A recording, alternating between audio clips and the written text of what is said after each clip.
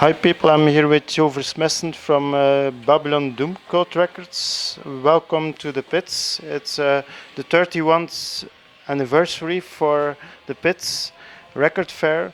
Can you present your label, please? Hi, thanks for having me.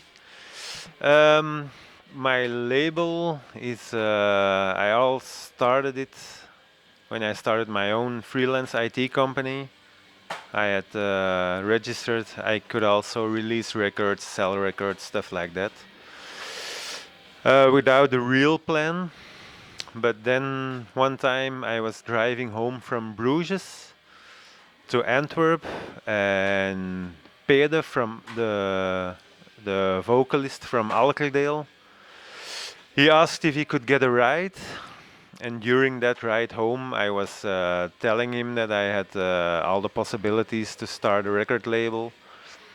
And I asked him if he had ideas for bands, and he said, well, the first Alkerdale record hasn't been released on vinyl yet. So, and that's how it all started. So yeah, Alkerdale is quite a good band. Some important bands on your label. Can you give like important releases you have recently done? Yeah, of course, first of all, I think all my releases are important because I like them all and I support them all. Otherwise, I wouldn't invest in it.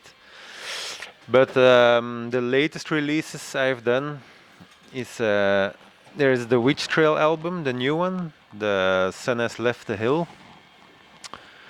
Um Typically Witch Trail, special artwork, also special music. It's very, very, very hard to put genre on this. That doesn't mean always a good thing if you can put a genre on music, but luckily this is really a very, very good album and a grower. It's also it's not the first band who I've done two releases of. Cosmotron is the first band I've done two releases on. It's a funny story because the guitar player of Cosmotron is the father of the guitar player of Witch Trail, so they're both on my label. Another recent release is in Wuncha. This is a guy, one-man band. It's a Chilean guy who lives in Amsterdam, and this is it's psychedelic black punk. Short songs, power, drive. It's like punk with yeah. It sounds like punk with a black metal sound and with psychedelic effects on it. Really good.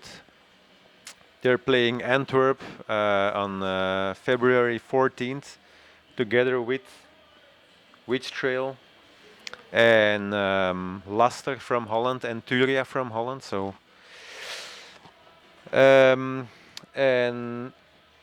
another recent one, my very first 7-inch. This is Vort, a band from Ghent, a three-piece from Ghent. In true underground style, they only have a Bandcamp page, but that's it. No Instagram, no Facebook. Can hardly find any info on it. Really great release for fans of like something between Grave Miasma, Old Autopsy, and Spectral Voice. Check it out.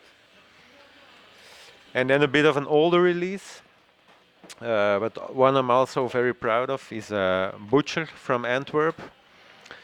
This was the third release on my label, and it was the first band I signed without having heard the record. I've seen them live, I heard the songs, and I just asked them if you want to release a record.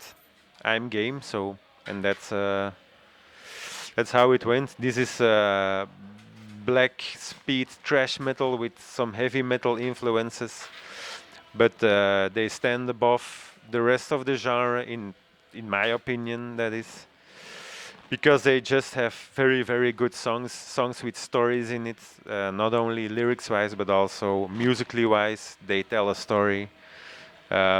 The title track of this one, Bestial Fucking War Machine, it starts like Destroyer 666. In the middle, there's a very very little Dark Throne tribute.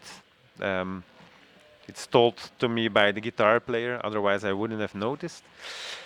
And then there's like a Manowar-like solo to go back to the Destroyer 666 part. It's really, really awesome record. Interrupt one moment. I see like their writing style, their calligraphy is a bit like Voivods. So it's also maybe like this kind of trashy things that they play. It's less progressive than Voivod. Voivod is of course very technical and progressive. I'm not saying this isn't technical music, because the guitar player is one of the best guitar players I know. But it's more straightforward. Yeah, it's just less complex. So now coming to the label name. So Babylon Doom Cult Records. How did you choose this name? Well, I was in my hometown, Westmalle, pretty known from the Trappist beer. There was a youth club, and it was called Babylon, and I was one of the people who helped starting the youth club, and also chose the name. I had one vote in choosing the name, so it was Babylon. And one evening, four people of the youth club who were running the youth club, we went to Candlemas gig in Antwerp, and we all bought the same shirt. So and then one guy said, "Now we're the Babylon Doom Cult." So and that's how that name stuck. It stuck, and we used it when we went out or to gigs or so. We also said the Babylon Doom Cult is on the road. So and then when I wanted to start the label, I didn't have a name, and I just asked some people, and one friend said, "You already have a name. It's Babylon Doom Cult Records." So that's the story of the name. How can people interested in your label best contact you? By mail, Facebook, or There is a Facebook page. You can just look for Babylon Doom Cult Records. There is an Instagram page where you can message me. There is a website, babylondoomcultrecords.com. My email address is somewhere on the side in the contact section, I guess, so shouldn't be too hard. now I come to a very hard question I pose to everybody on my YouTube channel. Suppose you're on a desert island, you don't have this fucking internet, you know, smartphones, no television, no radio. You can only listen on a record player to 3 albums. Which 3 albums would you take with you on the desert island? That is indeed a very hard question. Um, my favorite album ever is Lateralis from Tool. It's very atypical for my taste, because I usually don't like too technical or complex music. But this is one that just stands out for me, and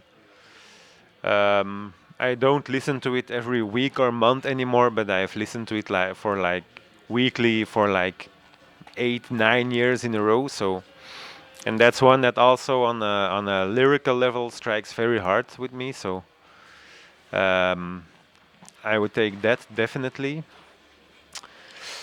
Then I had a very strange experience listening to The Ape of Naples of Coil. That's like an electronic, trippy, trip hop, hard to describe record. But I put it on one night when I was home alone, and